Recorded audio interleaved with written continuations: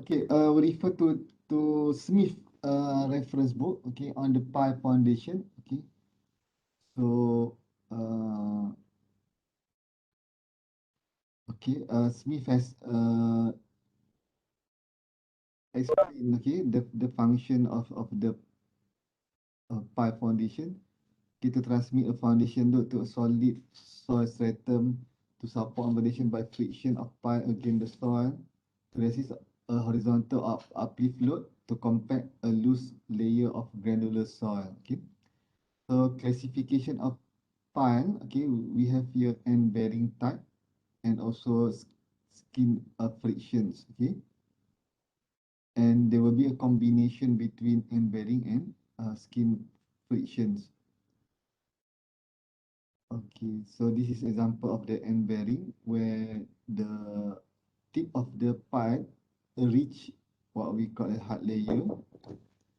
Okay, wait.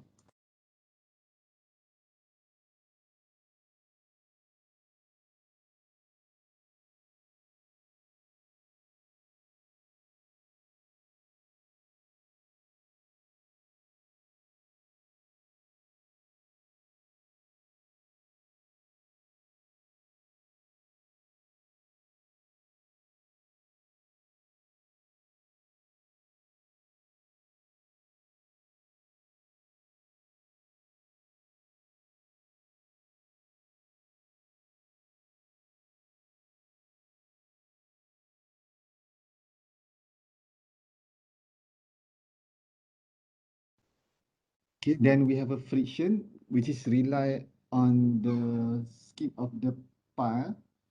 Okay, and it doesn't reach the end. The tip of the pile doesn't reach any hard layer. Okay, so then we have a combination. Okay, where the pile, okay,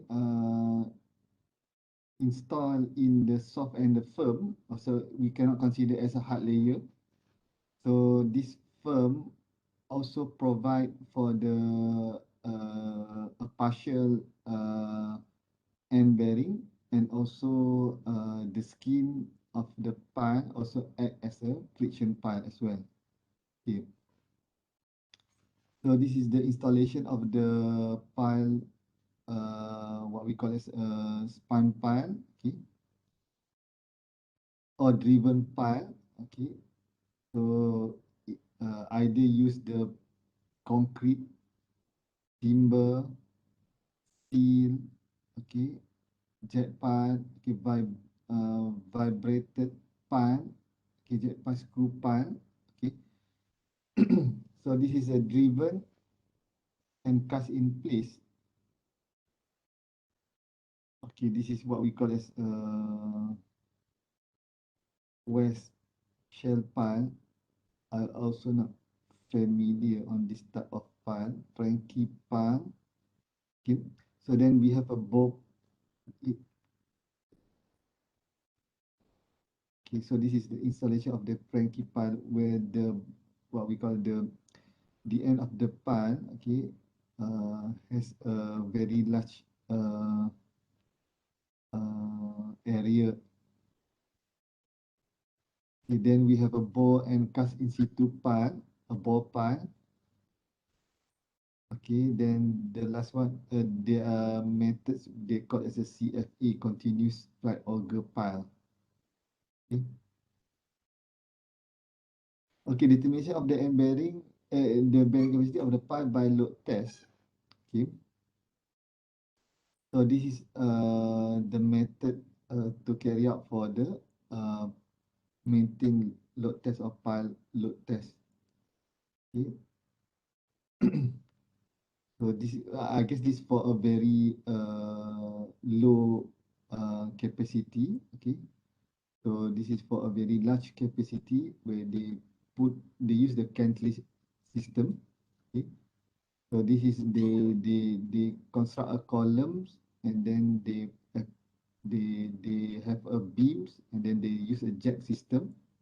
Okay, so all of these A, B, C, at the end we want to have this kind of load settlement graph. Okay, so full scale should be used, and this should be driven in the same manner as those placed for the permanent works. Okay, so you can read all this explanation. The maintain load test,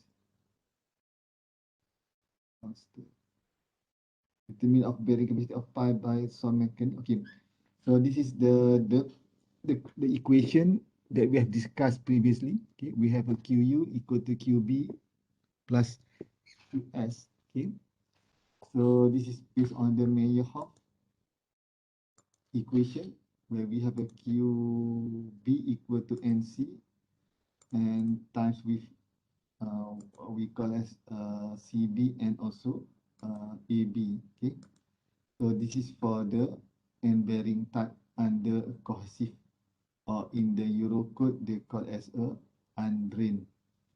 Okay.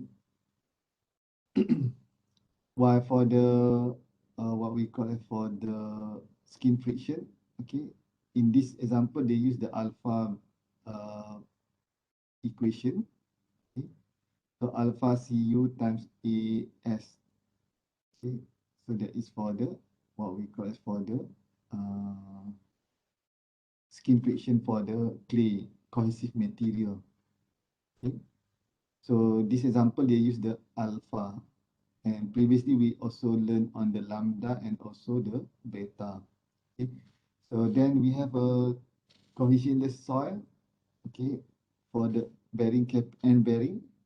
Okay, this is the formula. Okay, and for the skin friction, okay, we have the Fs As, where the Fs Ks sigma V tangent uh, delta. Okay, so in here, okay, so they have some explanation. Okay, they have a limiting value. Okay, previously we used 15D. Okay, for this example, they have a limit up to 20D. Okay, so actually depend on the type of the soil. Okay, if the soil is dense, okay, so they use a 20D. If the soil is loose, okay, they use 15D. 10D, but some of use the average between 10 to 20. Okay, so that's why they come up with the 15D. Okay.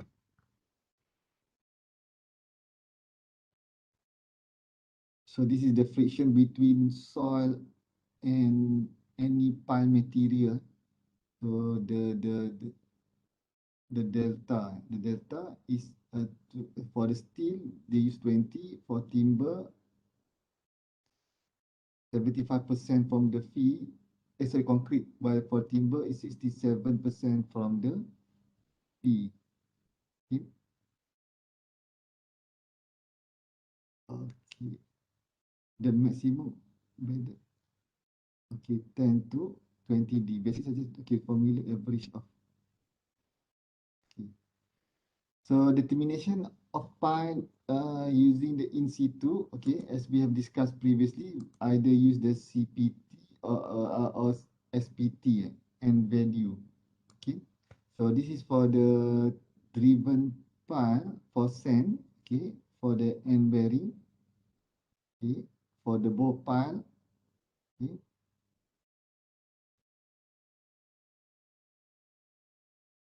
this for this as example, we not use the N60. Okay, we just use the uncorrected below. Okay, so if you want to use directly the value for the N, so you can use this formula. Okay, so if you want to use the corrected value, I guess it will be more accurate. So you may follow from the slide. Okay.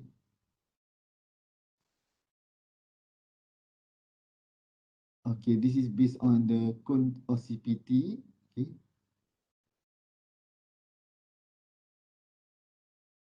Okay. Okay, so this is an example for the SPT to determine the capacity of the pile. Okay. So the ultimate bearing capacity of the pi QU, okay, QS plus QB. So then they get the QB. Okay. Uh, so we need to compare what we call as the this value and also the limiting value. Okay.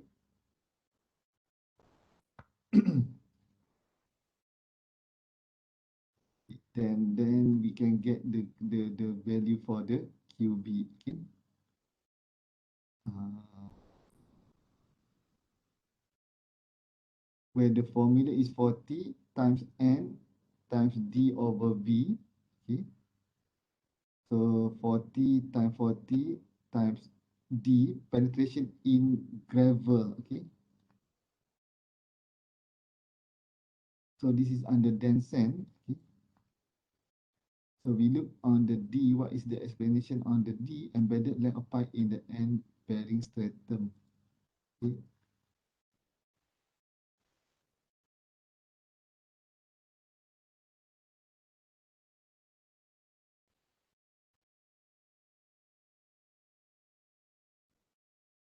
So uh, they want to determine what is the D. Okay, 16,000 times 0.25 over 40 times 40, which is approximately 2.5 meter penetration into the gravel. Okay. So then from there, uh, yeah, because actually they want to get what is the, because they want to differentiate between the QS under the skin, uh, which is the pile installed in the sand, and the rest will be installed in the gravel. So that's why they want to identify what is the penetration in gravel, 2.5 meter.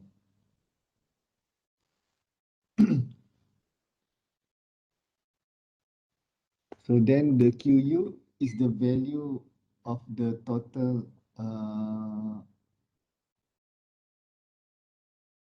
of the QS, and with the QB, so divide with 3, so they obtain 400, okay, for the based on the SPT calculation.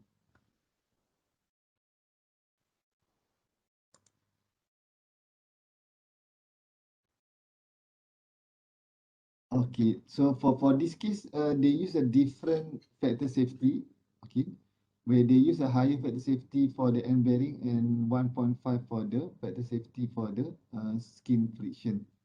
So then they obtain 473 kilo Newton.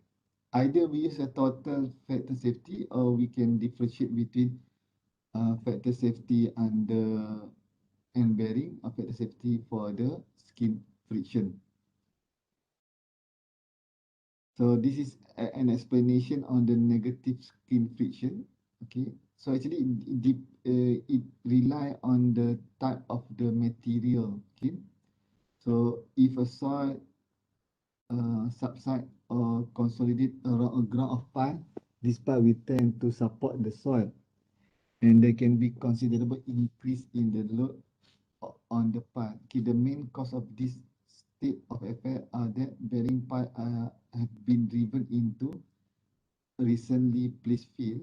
Okay, field has been placed around the pile after driving. So if negative friction effect are likely to occur, then the pile must be designed to carry the additional load. So normally we have a positive friction effect. Okay, so if the negative, we can consider it react as the additional loads. Okay, so in extreme case, the value of negative skin friction can equal the positive skin friction. But of course, this maximum value cannot act over the entire bedded length of the pile, being virtually zero at the top of the pile and reach some maximum value as it is. Okay. In some situation when we install the pile, so the pile will be suddenly settle very quick. Okay, so this is due to the negative skin friction. Okay. So it depends on the what we call on the historical or the stress condition of the soil. Okay. So designing pile foundation to Euro code. Okay, so this is the example that we may look. Okay. Uh, okay. So the first one is the based on the static load. Okay. So we may consider the means and also the mean value. Okay. Okay. So this is the zeta value as we have discussed previously. Okay.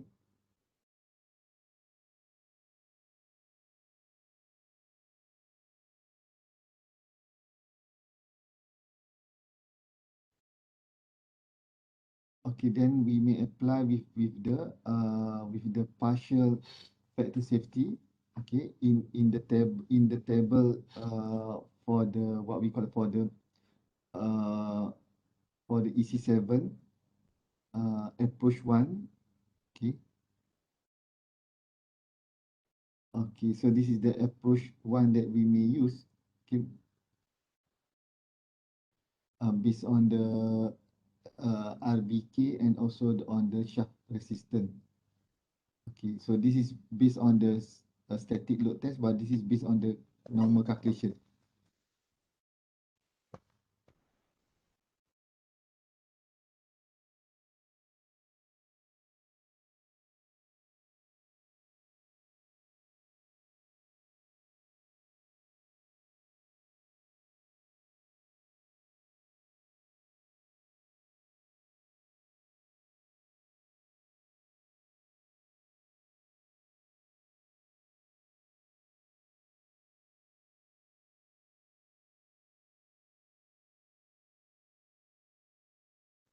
Okay,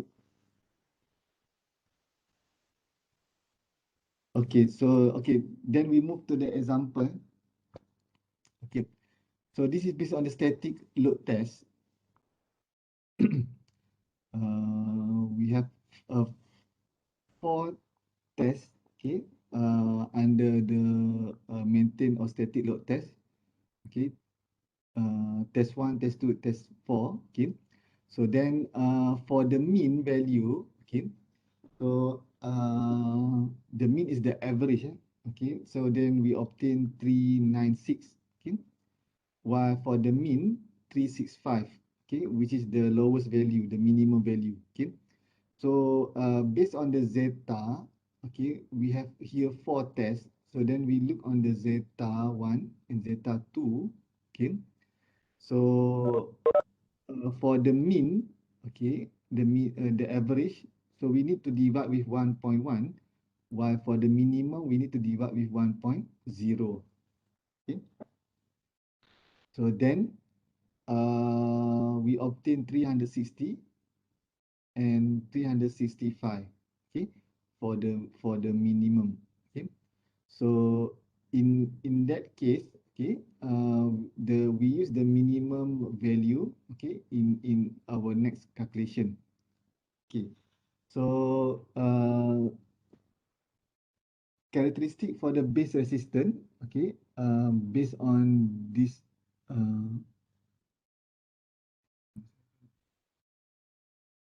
okay, so in this example, okay,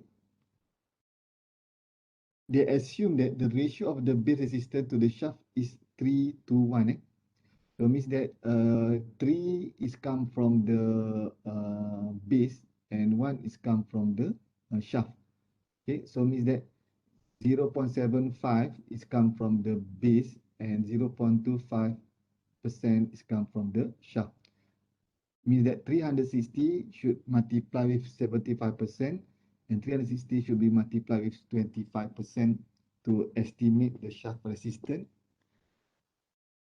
and to estimate the base need to multiply with 75%. Okay.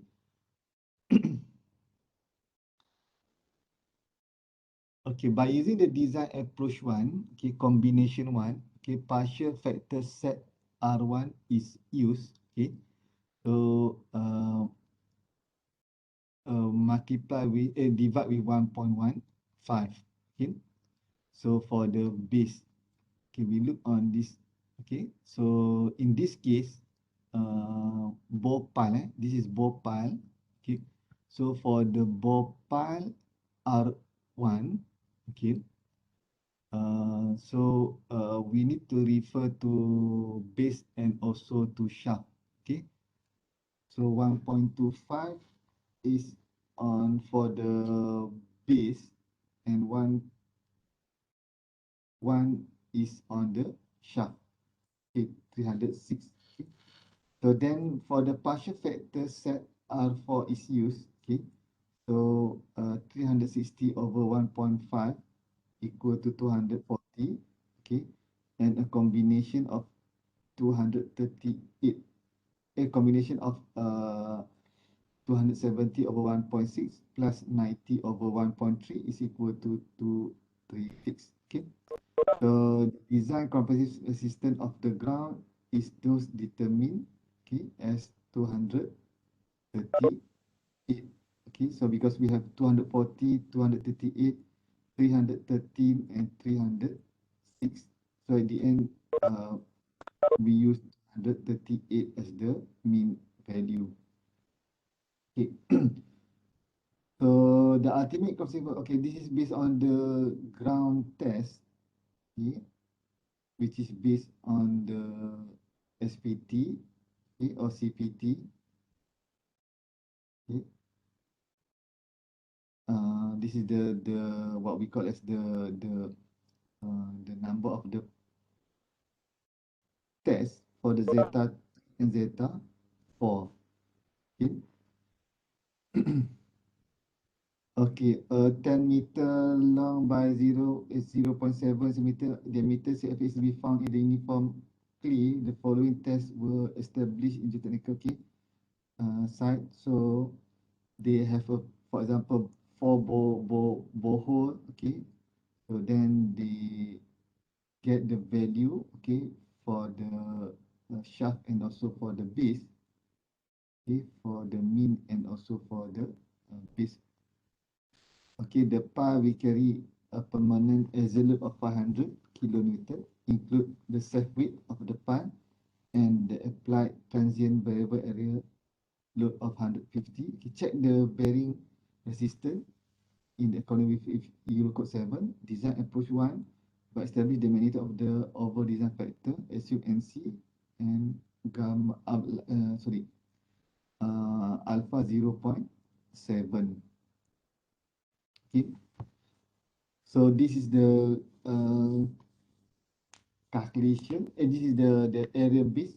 Okay, so 0.385 is the AB. Okay, for this case, this is a uniform soft clay, so we consider as a undrained. Okay, the total resistance is determined from the result of each borehole. Okay, so we have 4 borehole. Okay, so then 990, which is this one. Okay, and then 65, which is the shaft. So we obtain 1312. Okay, so 79 is the second borehole. So then this is the value. Okay, so from there we divide into 4 to get the mean. Okay, and then to get the minimum is the lowest value, which is 1228. Okay, so from table zeta 3 and zeta 4, okay, because this is the value that we obtain from the borehole. Okay, so we use the zeta 3 and zeta 4, which is what we call as the number of the test pile under the ground test. So we have 4 tests here. So we use 1.31 and 1.2 for the mean and also for the mean. Okay.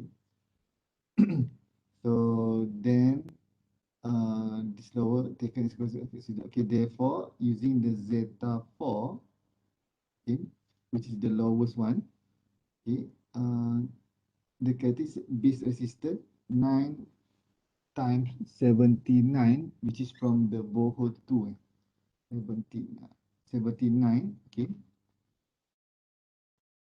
times the area and 62 from the borehole. 2. So then we obtain 278,795. Okay.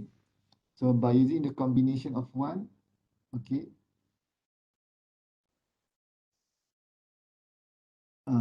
design partial, okay, this is the FCD. So then we may compare with the FCD.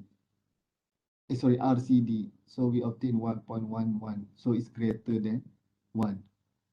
Okay. So then for the RCD, for the design combination 2, okay, 769, and FCD is 695. So we obtain 1.11. So it's greater than 1. So the design satisfied with the geo limit state requirement. Okay. So that is for the uh, in situ or ground test. Okay. Well, this is for the dynamic test. Okay. Although static and ground test are most common method for the result can also be estimated from the, okay, so it's, they are not providing any example for the dynamic test. Okay, then we move to the pi groups. Okay, in the case of the end bearing pi, the pressure bar of the inner pi will overlap. Okay, if spacing is less than 5D. So make sure that we have spacing more than 5D. So if it's overlap, so in terms of efficiency, so we cannot gain a good efficiency. Okay, so it's not work as a group. Okay, so pi group in cohesionless soil, in cohesive soil. Okay,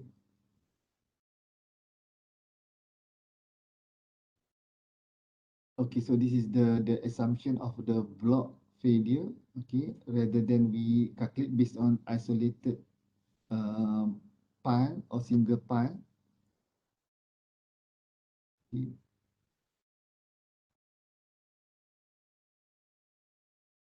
So general practice is to use 2D to 3D spacing.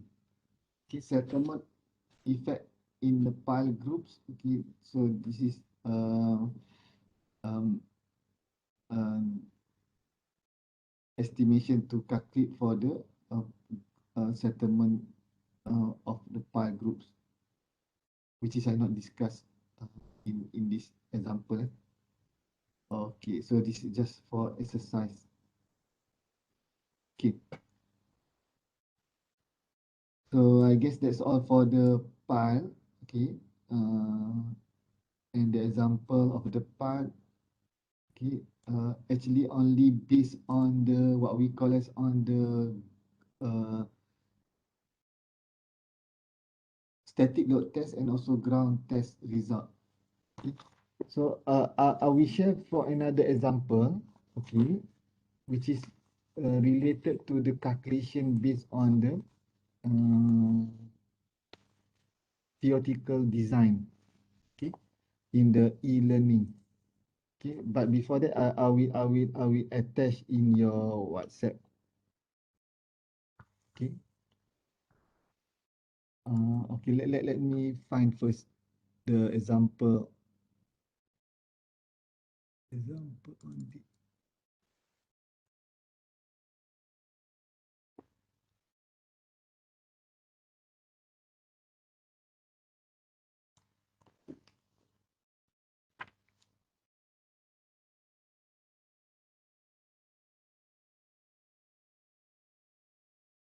Okay. So this is example on the pile in sand for the end bearing. Okay.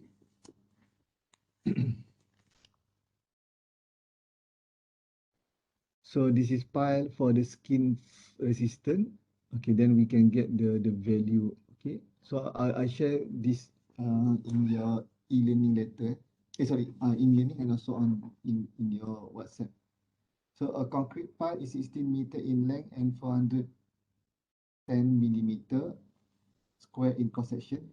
The pile is fully embedded in the sand, for which unit weight 17 and feet is equal to 30. So calculate the design point loads. Okay, the design load. Okay. So this is formula for the end bearing. Okay. So design approach. So we go first for the end bearing and then we calculate for the skin friction. So design approach one, okay, will be more appropriate since only resistance involved. Okay. So for from this example, okay, uh, we can try to use for the design approach combination one, okay, and then compare with this design approach combination two. Okay, this dash two means that this example only focus on combination number two. Okay, okay, since resistance involved. Okay, so and yeah, if you have time, you can try to calculate based on design approach one under combination of one. So if under combination of one, so it will become A1, M1, and R1. Okay. So okay, for the this design approach one, combination two, okay. So the fee is equal to 30, okay, and the formula for the NQ, either you can use the what we call as the chart, or you can use this formula to get the NQ. Okay, so the same with the shallow foundation. Okay, for the fee, okay, so you need to use the tangent, okay, to get the fee. Okay, since the what we call as the A1, sorry, the A2 for the soil, okay, sorry, M1,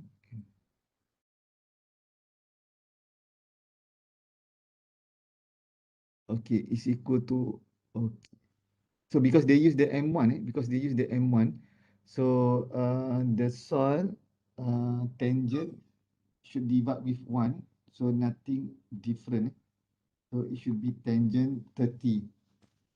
Okay, means that the same value for the tangent 30. Okay, because in the combination number 2, okay, either we can use M1 or M2. Okay, for this example, they use the M1, not use the M2. So if use the M2, okay, so the value for the partial factor of safety for the tangent phi, it will become 1.2.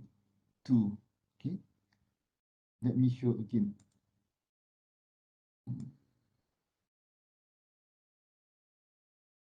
Okay, so in here, okay,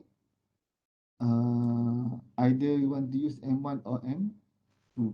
So normally M2 is related to negative skin friction. So if you use the M1, so when we look on this value, so we use the tangent phi where the gamma is equal to 1.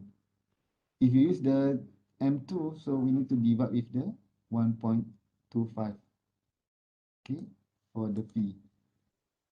Okay.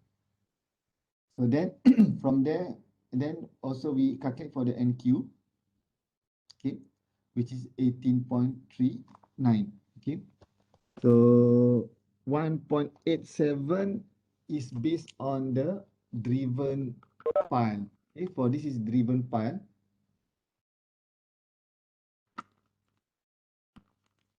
Based on the R4, okay. So we share again the what we call the, okay, the R4, okay. We use the 1.87 because we are not consider the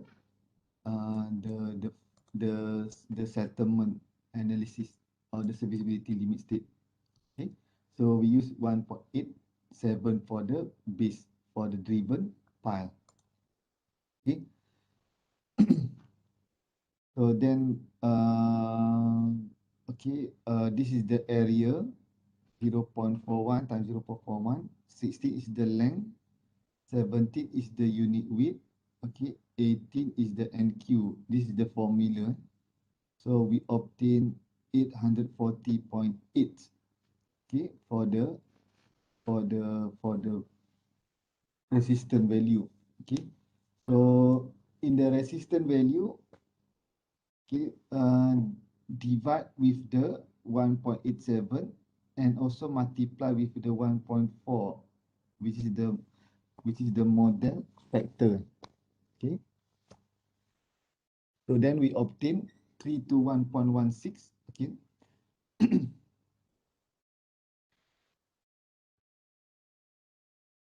is the value for the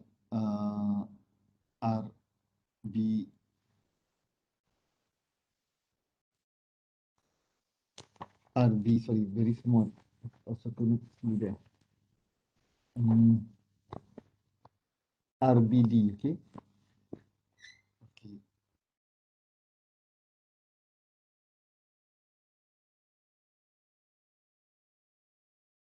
Okay. So that is for the end bearing. Okay. So now we look on the skin resistance. Okay.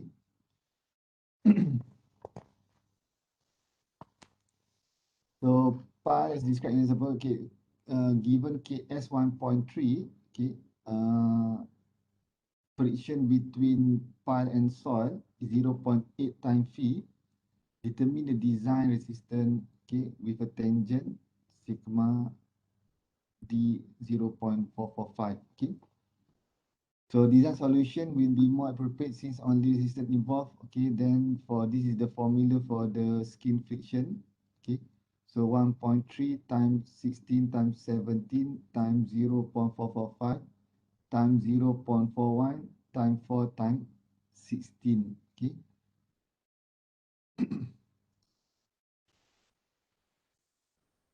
Okay, this is the perimeter. Perimeter, because it has four surface. Okay, four contact surface. So this is the length. Okay, 16. So AS is the perimeter of the times the length.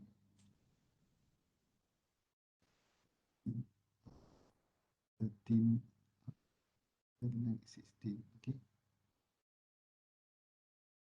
So actually, we need to introduce the L prime. Okay. So it's supposed to have, for example, 17. Sorry, not 17. 16. 16 is the length of the pan. So we need to let it become 15D. So the D is 0.41. Okay, let me calculate first.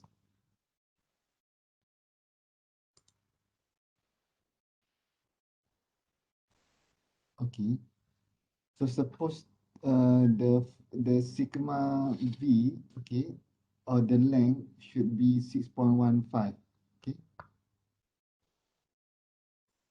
otherwise we cannot. Otherwise we will overestimate. Okay, the the value uh,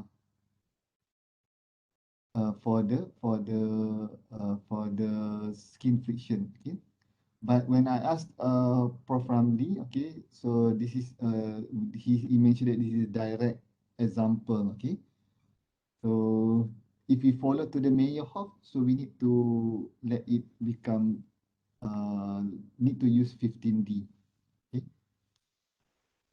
so then we obtain 4128.9. Okay, then multiply, divide with the 1.65 because this is on the shaft. It based on the M1. So then multiply with 1.4. So we obtain 1787.4. So the total value for the design reaction is 2108.6. Okay, which is around 2100. Okay, for a permanent unvariable action, okay, is the maximum allowable receipt load that can be carried by file if ULS is too satisfied to the EC7. Okay, so this is the capacity for the file from the skin and also the end bearing calculation. Okay, so I will include this example in your WhatsApp. Okay.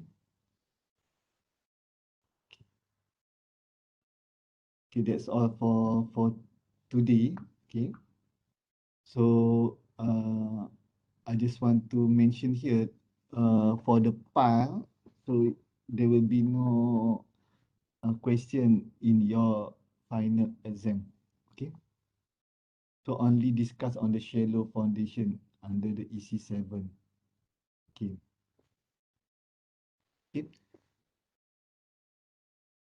So I Doktor, will upload. nak tanya pasal final punya format boleh? Boleh. Saya bagi saya ni dulu, saya upload dulu. Saya share dulu, nanti lupa. Okey, doktor. Sekejap, eh. Hmm, sekejap. Saya stop. Excuse me, doctor. Okay, wait a minute. I will let me upload first the notes.